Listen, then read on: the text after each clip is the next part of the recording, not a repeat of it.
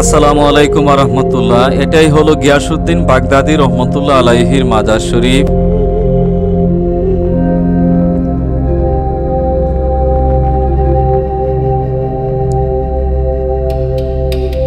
চট্টগ্রামে অবস্থিত সে আল্লাহর ওলির পবিত্র দরগা মাজার শরীফ। দামপাড়া পুলিশ লাইনে অবস্থিত সে আল্লাহর ওলির পবিত্র দরগা মাজার শরীফ।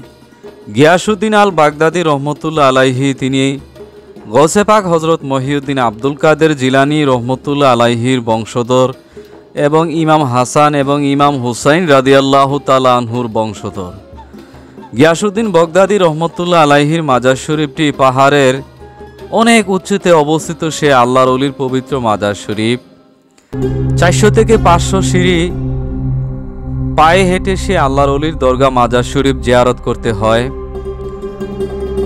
বাংলাদেশে যে সকল সুফি সাধক আউলিয়া কিরামগণ ধর্মপ্রচার করেছেন তাদের মধ্যে অন্যতম একজন আধ্যাত্মিক সুফি সাধক গিয়াসউদ্দিন বাগদাদী রহমতুল্লাহ আলাইহি।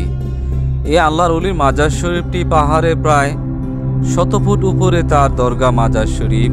এই মাজার শরীফকে কেন্দ্র করে দেশের নানা প্রান্ত থেকে অসংখ্য অগণিত ভক্ত আশেকান আল্লাহর ওলির দরগা মাজার শরীফ জিয়ারত করতে আসে।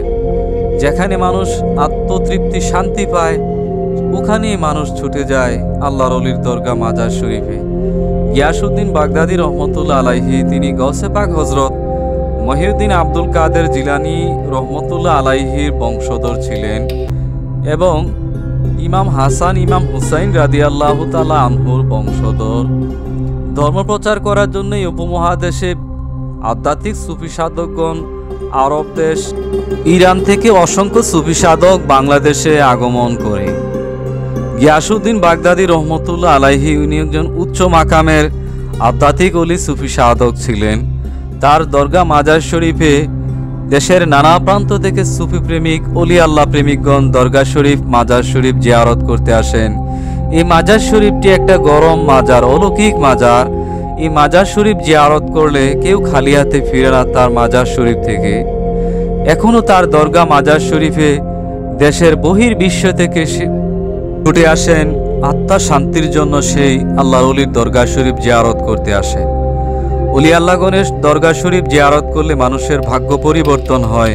কুরআনে আল্লাহ পাক ইরশাদ করেন, আলা ইন্না আউলিয়া আল্লাহি লা খাউফুন আলাইহিম ওয়ালা হুম ইয়াহজানুন। নিশ্চয়ই যারা আমার আউলিয়া, যারা আমার মাহবুব বান্দা, তাদের কোনো ভয় নেই, তারা কখনো চিন্তিত হবেন না। আসুন আউলিয়া আল্লাহর মাজার শরীফ জিয়ারত করি। আমার চ্যানেলটা সবাই সাবস্ক্রাইব করে আমার পাশে থাকবেন।